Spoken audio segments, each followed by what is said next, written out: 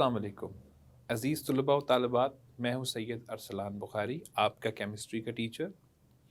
बच्चों, आज हम एक बड़े ही मुख्तसर लेकिन एक अहम टॉपिक को पढ़ने जा रहे हैं। असल में आज हम पढ़ेंगे कि इंसानी मैदे के अंदर एसिडिटी कैसे पैदा हो जाती है, और दूसरे नंबर पे हम देखेंगे कि आर्ट और इंडस्ट्री के अंदर नक्श निगारी किस तरह होती है। बच्चे हैरान होंगे, वो कहेंगे सर ये आप हमें किस तरफ लेके जा रहे हैं। तो बच्चों, इससे कबल ही तो हम टॉपिक पढ़कर आए हैं कि जहां हमने एसिड्स और बेसिस के इस्तेमालात पढ़े हैं। तो बच्चों याद रखिएगा, इस टॉपिक का ताल्लुक भी उसी के साथ निकलता है। तो चलते हैं बोर्ड की तरफ और आपको बताते हैं कि इन दोनों टॉपिक्स के अंदर डिटेल क्या है।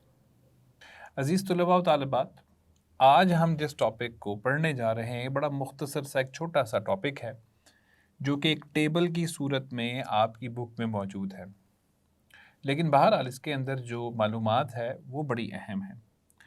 बच्चों, आज हम इस लेक्चर के अंदर दो टॉपिक्स को पढ़ेंगे। पहले नंबर पे हम पढ़ेंगे कि मैदे के अंदर जो एसिडिटी हो जाती है वो क्यों होती है, कैसे होती है, उसके नुकसानात क्या सामने आते हैं और उसका फिर हल क्या है। और दूसरे नंबर पर आर्ट और इंडस्ट्री में नक्श बनाने का अमल हम पढ़ेंगे। बच्चों, इन दोनों टॉपिक्स का ताल्लुक एसिड्स की प्रॉपर्टीज़, एसिड्स की खसूसियात और उसके इस्तेमालात से मिलता जुलता है। इन दोनों का ताल्लुक वहाँ से निकलेगा, क्योंकि जो मैदे की एसिडिटी है, नाम से ही पता चल रहा है कि वो भी एसिड्स के साथ उसका ताल्लुक है। और आर्ट और इंडस्ट्री में नक्श बनाने का जो अमल है उसके लिए भी हम एसिड्स ही इस्तेमाल करते हैं।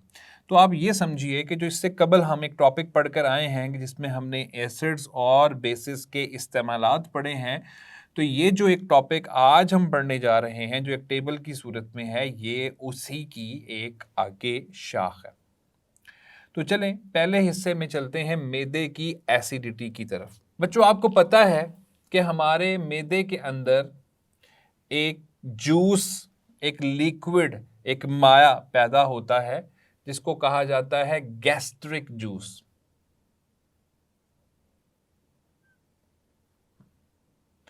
ठीक है बच्चों, उसको कहते हैं गैस्ट्रिक जूस।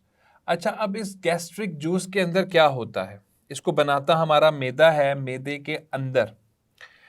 मैदे के अंदर छोटी छोटी सी थैलियां होती हैं जिन्हें गैस्ट्रिक सैक्स कहा जाता है, और उन थैलियों के अंदर से ये लिक्विड, ये माया बन के निकलता है जिसको गैस्ट्रिक जूस कहा जाता है। अच्छा, अब इस गैस्ट्रिक जूस के अंदर क्या होता है? बेटा याद रखिएगा, इसके अंदर एसिड होता है। और कौन सा एसिड होता है याद रखिएगा, ये मैं यहाँ पे मेंशन कर देता हूँ, इसके अंदर हाइड्रोक्लोरिक एसिड होता है। और आपके लिए एक फन फैक्ट बता देता हूँ, एक मज़ेदार किस्म की हकीकत सुन लीजिएगा कि इंसानी जिस्म में इंसानी मैदा जो है वो एक दिन में तकरीबन 2 लीटर HCl पैदा करता है। यानी 2 लीटर तेज़ाब, 2 लीटर एसिड हमारी जिस्म के अंदर मैदा रोज़ाना पैदा करता है। तो इसके अंदर एसिड होता है और एसिड के साथ कुछ बहुत सारी कीमियाई चीज़ें जो हैं वो शामिल हो जाती हैं। मिसाल के तौर पे मैं पहले यहाँ पे लिख देता हूँ कि कुछ कीमियाई चीज़ें जो हैं वो इसमें साथ में शामिल होती हैं, जो बनती हैं। अच्छा, अब इन कीमियाई चीज़ों में किस चीज़ का शुमार होता है? बच्चों, इन कीमियाई अशिया के अंदर प्रोटीन्स होती हैं,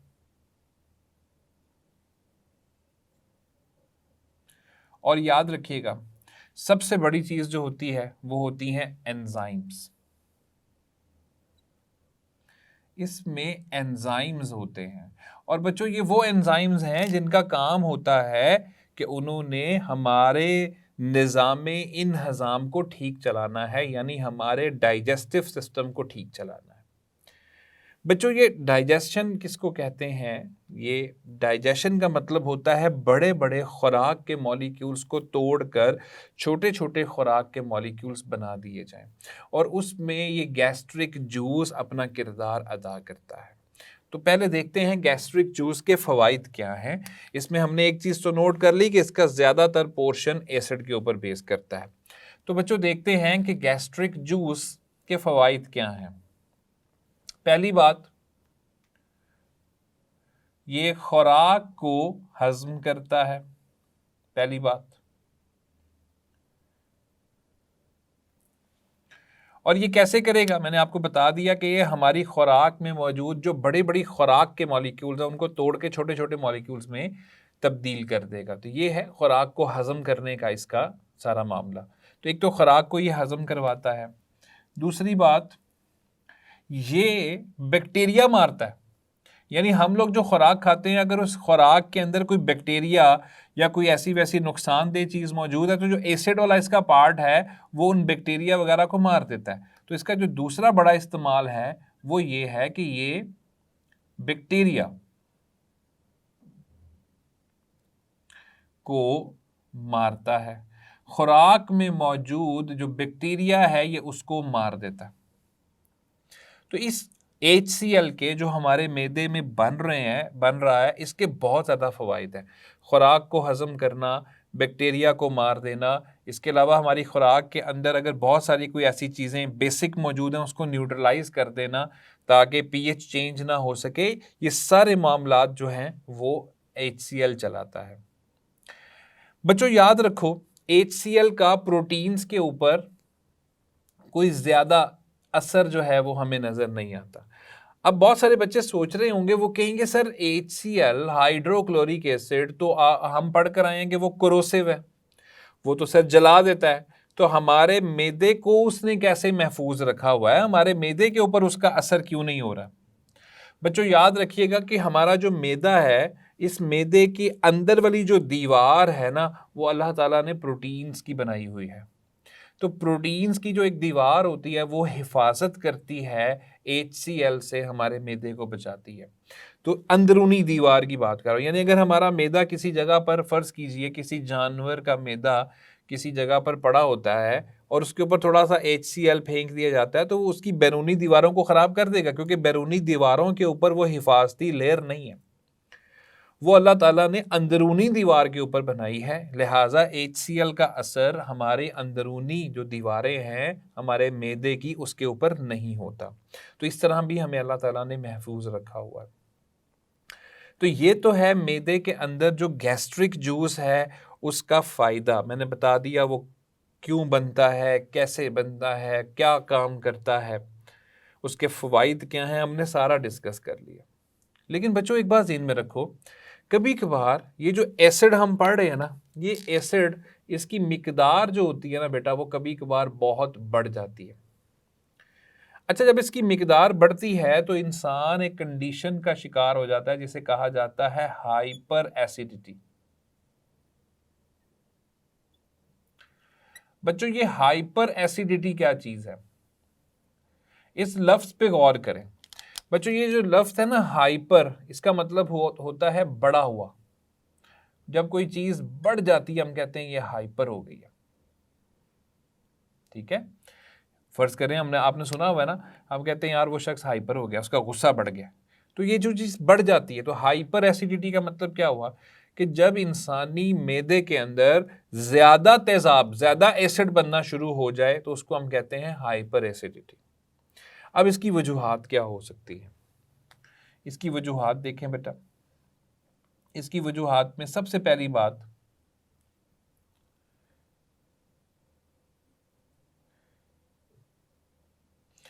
बेटा याद रखिएगा बैक्टीरिया का एक्शन भी हो सकता है। ऐसे बैक्टीरिया मौजूद हैं जो हमारे स्टमक पे जब हमला करते हैं या हमलावर होते हैं तो वो स्टमक की वर्किंग को, उसकी फंक्शनिंग को, उसके काम करने के तरीके को तब्दील कर देते हैं। तो वो जब जब वो सही तरीके से काम ही नहीं करेगा तो जाहिर है वो ज़्यादा तेज़ाब बनाएगा। तो बैक्टीरिया का एक्शन भी हो सकता है। दूसरी बात, दूसरी वजह, बहुत ज़्यादा अगर स्पाइसी खुराक, नमक मिर्चों से भरी हुई खुराक खाई जाए, उससे भी हमारा मैदा अपसेट होता है और वो ज़्यादा तेज़ाब जो है वो पैदा करना शुरू कर देता है। इसके अलावा अगर हम कोई ऐसी खुराक खा रहे हैं जिसके अंदर एसिडिक पोर्शन ज़्यादा है, एसिडिक हिस्सा ज़्यादा है, मिसाल के तौर पे आपने देखा होगा बहुत सारी खुराक हमारे इर्द गिर्द चल रही है कि उसके अंदर हम विनीगर, सिरका डालते हैं। तो सिरका क्या है? एसिटिक एसिड ही है। ज़ाहिर है जब हम बहुत ज़्यादा एसिडिक खुराक, या फ़र्ज़ कीजिए जो हम लोग इस्तेमाल करते हैं कोल्ड ड्रिंक्स, तो कोल्ड ड्रिंक्स के अंदर भी तो कार्बोनिक एसिड होता है, उसके अंदर भी तो बेंजोइक एसिड डाला होता है, तो उसकी एसिडिटी ज़्यादा हुई होती है। अगर हम ऐसी खुराक हद से ज़्यादा इस्तेमाल करते हैं तो इससे भी क्या होता है, हमारे मैदे के अंदर जो एसिड है वो बढ़ जाता है, और ऐसी कंडीशन में, ऐसी हालत में हमें हाइपर एसिडिटी नाम की एक हालत का सामना करना पड़ जाता है। अब इसके नुकसानात क्या होते हैं? चूंकि वो एसिड बहुत ज़्यादा बन गया है, और आपका जो मैदा है, मैदा एक मस्कुलर ऑर्गन है। मस्कुलर ऑर्गन कौन सा होता है बेटा? जो इस तरह हरकत करे, यानी हरकत करे, ये सिकुड़ने की और फैलने की हरकत करता है, इसको हम कहते हैं मस्कुलर ऑर्गन। तो मैदा एक मस्कुलर ऑर्गन है। तो जब ये ज़्यादा एसिड बन जाएगा मैदे के अंदर, तो ये जब मैदा यूं मूव करेगा तो ये एसिड क्या करेगा, ये मैदे से निकल के ऐसे ऊपर की तरफ आएगा और ऊपर खुराक की नाली में आएगा जिसका नाम है ईसोफेगस। तो जब ये मैदा मैदे से ऊपर निकल कर आएगा तो इस पूरे हिस्से के अंदर जो है वो जलन शुरू हो जाएगी, और उस जलन को हम एक खास नाम देते हैं बच्चों, उस जलन को कहा जाता है हार्ट बर्न। हार्ट बर्न, इसको हार्ट बर्न भी कहा जाता है बेटा, और इसको हार्ट बर्निंग भी कहा जाता है। अब आपकी मर्जी, आप हार्ट बर्न लिखें या आप इसको हार्ट बर्निंग लिखें, लेकिन याद रखिएगा इसका एक और नाम है, इसको बहुत सारी जगहों पे पायरोसिस भी लिखा गया है, तो इसको पायरोसिस भी कहा जाता है।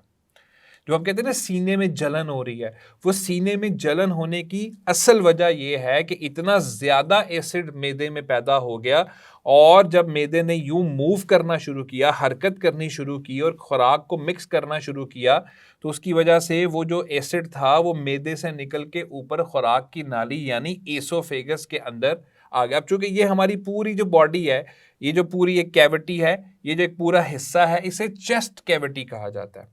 अब इस चेस्ट कैविटी के अंदर हमारा जो मेन ऑर्गन पड़ा होता है वो आपको पता है दिल है, और लंग्स है यानी फेफड़े हैं। तो जो दिल है उसके करीब जब हमें जलन महसूस होती है तो हम उसको हार्ट बर्न का नाम देते हैं। तो ये हार्ट बर्न या पायरोसिस क्या है? जब एक्स्ट्रा, हद से ज्यादा हाइड्रोक्लोरिक एसिड मैदे में पैदा होता है तो मैदा उसको ऊपर की तरफ भेजता है। अब इससे और क्या होगा? जाहिर है इससे हमें नौजिया की कंडीशन फेस करनी पड़ सकती है। नौजिया क्या होता है? जैसे हम समझते हैं किसी शख्स को वॉमिटिंग हो रही है, उल्टी आ रही है, लेकिन आती नहीं है। ये जो एक सोच आती है ना कि मुझे अभी ये हालत मेरी ये होने वाली है, इसको कहते हैं नौजिया, और इसमें उल्टी हो भी जाती है, यानी क्या इंसान कर भी देता है। तो हार्ट बर्न जो है वो ये कंडीशन है जिसका ताल्लुक मैदे की एसिडिटी के साथ है। अब बच्चों इसका इलाज क्या है, इसका हल क्या है? कि अगर हमें हार्ट बर्न जो है वो हो जाता है या होना शुरू हो जाता है, तो हमें फिर इसका, क्योंकि ये बड़ी एक गैर आरामदेह चीज़ है ना, इसमें इंसान को आराम नहीं मिलता किसी भी तरह से।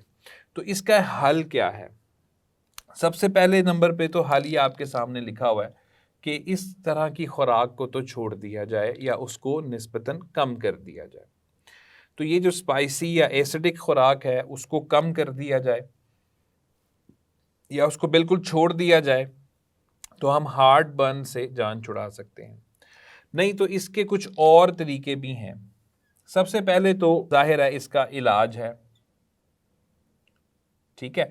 अब इसका इलाज करने के लिए हम आम तौर पे क्या करते हैं, डॉक्टर्स जो हैं वो ऐसे शख्स को इलाज जो बताते हैं वो कोई एक बेसिक सोल्यूशन की दवाई होती है वो दे देते हैं। चूँकि इसमें एसिड ज़्यादा हो गया मैदे में, तो वो बेस वाली चीज़ खाने के लिए दे देते हैं, जिसकी वजह से एसिड और बेस न्यूट्रलाइज हो जाते हैं और हालात नॉर्मल होने लग जाते हैं। ऐसे में जो बेहतरीन इलाज है वो है मिल्क ऑफ मैग्नीशिया, ठीक है जी, मिल्क ऑफ मैग्नीशिया। अच्छा बेटा, ये मिल्क ऑफ मैग्नीशिया क्या है? आपने नाम सुना हुआ है, मैग्नीशियम ऑक्साइड होता है, ये बड़ी अच्छी बेस है, ठीक है, ये एक बेस है। तो इसका सोल्यूशन बनाते हैं, इसका सोल्यूशन सफ़ेद से रंग का बन जाता है, इसलिए उसको मिल्क ऑफ मैग्नीशिया। वैसा लगता है जैसे दूध है, मिल्क की अपीयरेंस दिखाता है, मिल्क जैसा लगता है, इसलिए उसको मिल्क ऑफ मैग्नीशिया कह दिया जाता है। इसकी दवाई जो है, इसका एक सस्पेंशन पीने के लिए डॉक्टर्स देते हैं, आमतौर पे 2 से 3 चम्मच। ये असल में इस चीज़ के ऊपर ये इसका ताल्लुक है कि कितनी ज़्यादा हाइपर एसिडिटी हुई हुई है। तो उसके हिसाब से डॉक्टर 2 या 3 चम्मच जो हैं इस दवाई के पीने के लिए दे देते हैं हर खुराक के बाद, जिससे चीज़ें नॉर्मल होने लग जाती हैं। तो एक तो इलाज है। इसके अलावा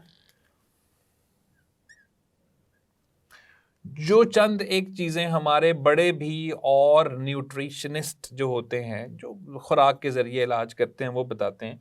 वो क्या कहते हैं? वो कहते हैं कि जी आप अपने जो सोने की कंडीशन है, सोने की जो आपकी हालत है, उसको आप तब्दील करें। उसमें क्या होता है बेटा, जब कभी भी सोने के लिए लेटते हैं तो अपने सर को थोड़ा-सा ऊँचा रखें। आम जो आपका जिस्म है उसके मुकाबले में आपका जो सर वाला हिस्सा है वो थोड़ा-सा ऊपर होना चाहिए।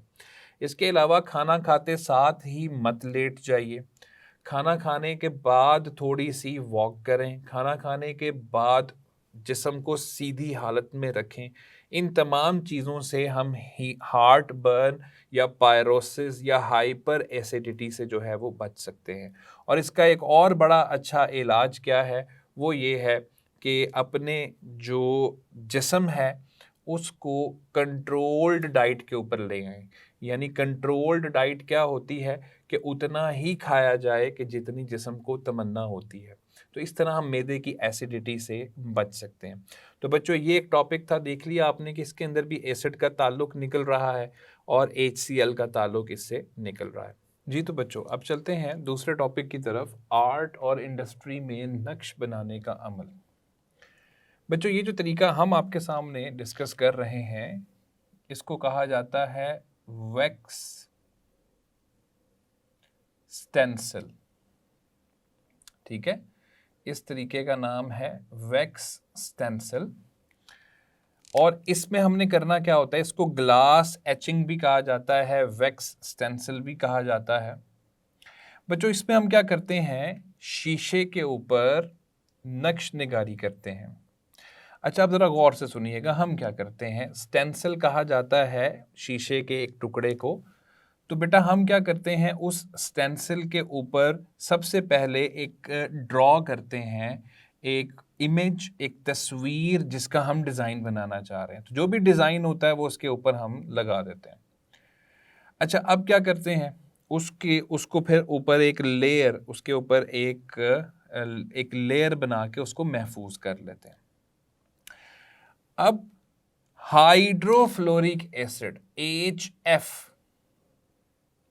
जिसका नाम है हाइड्रोफ्लोरिक एसिड, उसको इस्तेमाल करते हैं और उसको उठा के उसकी थोड़ी सी मिकदार जो है वो हम डाल देते हैं किसके ऊपर, उस शीशे की स्लैब के ऊपर, ठीक है, जिसको आपने स्टेंसिल का नाम दिया। ऐसे 2 लकड़ी के बने होते हैं, ये पूरा स्टेंसिल होता है, 2 लकड़ी के फ्रेम बने होते हैं, उनके दरमियान शीशा लगा होता है। शीशे के ऊपर हम डिज़ाइन बना लेते हैं और फिर इसके ऊपर डालते हैं हाइड्रोफ्लोरिक एसिड।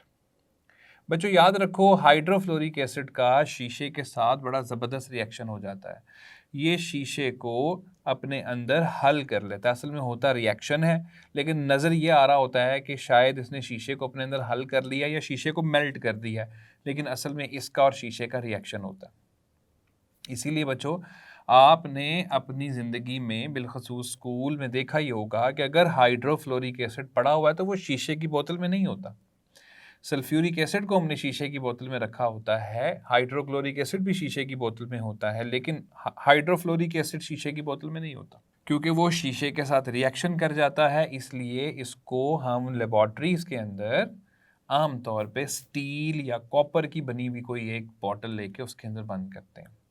तो बच्चों जैसे ही हम ये HF जो है वो उस स्टेंसिल के ऊपर डालते हैं जिसके ऊपर डिज़ाइन बना होता है, तो इर्द गिर्द जितना शीशे वाला पार्ट है जिसको जिसको आपने लेयर बना के हिफाजत नहीं की थी, वो शीशे वाला पार्ट जो है वो डिज़ोल्व हो जाता है, वो हल हो जाता है HF के अंदर, और बड़ा खूबसूरत किस्म का डिज़ाइन जो है वो उसके ऊपर पक्का हो जाता है। ये है वो तरीका जिसके ज़रिए हम नक्श निगारी करते हैं आर्ट और इंडस्ट्री के अंदर। लेकिन बच्चों याद रखिएगा कि ये जो एक तरीका मैं आपके सामने अभी मैंने पूरी तफसील से बताया है, ये बड़ा ख़तरनाक होता है। वजह ये है कि HF जो है ये बहुत ज़्यादा करोसिव होता है, ये हमारी स्किन को फ़ौरन जला सकता है। इसलिए कोशिश ये की जाती है कि इस काम को बड़े ध्यान के साथ किया जाए, और जब HF का इस्तेमाल किया जा रहा हो तो फिर बहुत ज़्यादा एहतियात बरती जाए। अब बहुत सारे बच्चे सोचेंगे, वो कहेंगे कि सर अगर ये काम इतना ही ख़तरनाक है तो फिर इसको करना ही नहीं चाहिए, और तरीके ढूँढ लेने चाहिए। बच्चों और तरीके भी हैं, लेकिन उनसे जो नक्श पैदा होता है वो इतना दिलकश और ख़ूबसूरत नहीं होता जितना इस तरीके से पैदा होता है। आप अक्सर अपने इर्द-गिर्द देखते होंगे कि बहुत सारी ऐसी जगह हैं कि जहाँ पर खिड़कियों के जो शीशे लगे हुए हैं उनके अंदर बहुत खूबसूरत किस्म के डिज़ाइन बने होते हैं शीशे के अंदर। वो डिज़ाइन असल में इसी तरीके से जो है वो बनते हैं। तो स्टूडेंट्स ये था हमारे पास आज का टॉपिक, जिसमें हमने आर्ट और इंडस्ट्री में नक्श बनाने का तरीका और साथ में मैदे की एसिडिटी के बारे में पढ़ा। मुझे उम्मीद है कि तमाम के तमाम बच्चों को ये टॉपिक अच्छे अंदाज में समझ लग चुका होगा। ये इस तरीके से थोड़ा सा आपके लिए मज़ेदार है क्योंकि इसका ताल्लुक जो है वो एसिड्स के इस्तेमालात के साथ निकलता है। जी, तो अज़ीज़ तलबा व तालिबात, ये था एक मुख्तसर सा मगर एक अहम टॉपिक जिसमें हमने देखा कि इंसानी जिस्म में मैदे में जब ज़्यादा मिकदार हो जाती है HCl की, तो हार्ट बर्न नाम की एक हालत का सामना करना पड़ता है। मैं उम्मीद करता हूँ कि तमाम बच्चों को ये टॉपिक समझ लग चुका होगा। इंशाअल्लाह अगले लेक्चर में आपसे मुलाकात होगी। तब तक अपना ख़्याल रखिएगा। अल्लाह हाफ़िज़।